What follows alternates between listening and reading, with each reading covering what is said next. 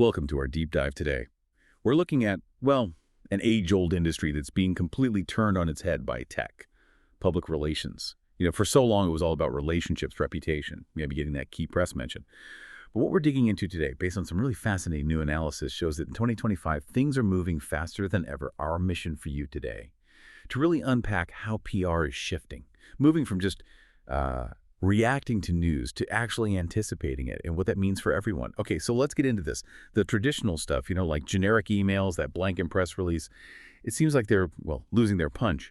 And what's rising up is this idea of predictive, data-driven PR. Yeah, and what's really striking here is it's not just a small adjustment, not just doing the old things a bit better. This predictive approach, it doesn't just react, like you said, it actually tries to get ahead of the news cycles, anticipate them. It's a pretty fundamental shift, Right. in how information actually moves and how it's received. So how are PR teams actually doing that?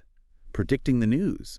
Sounds almost like science fiction. Well, it kind of felt like it not long ago, but the tools are here now. We're talking about AI, advanced analytics, tracking audience sentiment in real time. Real-time sentiment, okay. Exactly. So think about it like this. AI can sift through just millions of data points, social media chatter, what people are searching for, news trends, and it might spot, say, a growing buzz around sustainable packaging, maybe just starting to bubble up. Before it's everywhere. Precisely. So a brand can then craft a message, get ahead of it, before that topic dominates the headlines. That's that real-time tracking making a difference. That focus on foresight, it really bumps up against the old methods, doesn't it? Yeah. This analysis we're looking at, it specifically calls out the old spray and pray media list, just sending things out widely and hoping. Can you elaborate a bit? How does predictive PR get away from just, throwing stuff at the wall? Yeah, that's a great point. It really hits on efficiency, doesn't it? And effectiveness. Like you said, historically, maybe you'd send out 500 pitches. Generic ones. Hope for the best.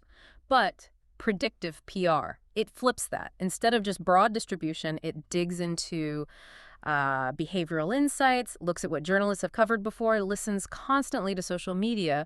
So it means they can match the right story. So the right at exactly the right moment. Yeah. So for instance, if a tech writer's been focused on AI ethics, right, the PR tool flags that. The team sees public interest is maybe peaking, and then they pitch their clients ethical AI story. Yeah, hyper-targeted. Incredibly targeted and relevant. That's the whole precision over volume idea in action. It's not just noise. Okay, I can see how that changes things. And the analysis suggests the results are pretty clear. Higher placement rates, deeper journalist relationships, and campaigns that feel less like marketing and more like newsworthy storytelling. It mentions this term, earned attention, not just earned media. That's a key distinction, earned attention. And if you think about the bigger picture, it's really built on, well, trust, timing that precision we talked about, and technology. It's more than just getting a mention. It's about creating communication that's so relevant, so timely, that people actually choose to pay attention. It feels natural, like it belongs in the conversation, Instead of being forced in. Exactly. Not forcing its way in. It's organic. Wow. The level of foresight this gives brands, it's kind of staggering. So what does this mean for the actual players? For brands, the source material says, fewer missed opportunities, faster crisis response, and the ability to become part of the conversation before it even starts.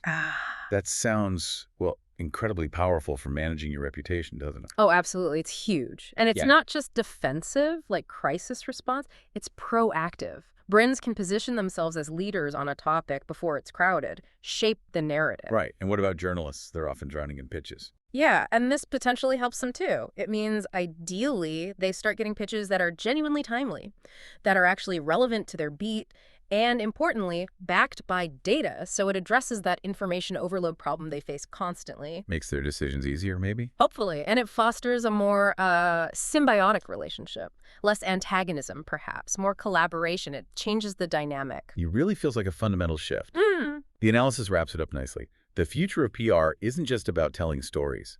It's about knowing which story to tell, when, and to whom, before anyone else does. That really is the heart of it for you, isn't it? It's the core takeaway. It marks this huge move from being reactive, just responding to things, to being proactive, using data, using insights to anticipate, to become like an intrinsic part of the story as it unfolds, not just commenting from the sidelines after the fact. It kind of reminds me of weather forecasting, How so? Well, we went from just looking at the clouds to using satellites and data to predict storms days in advance. PR is making a similar kind of leap in its ability to see what's coming.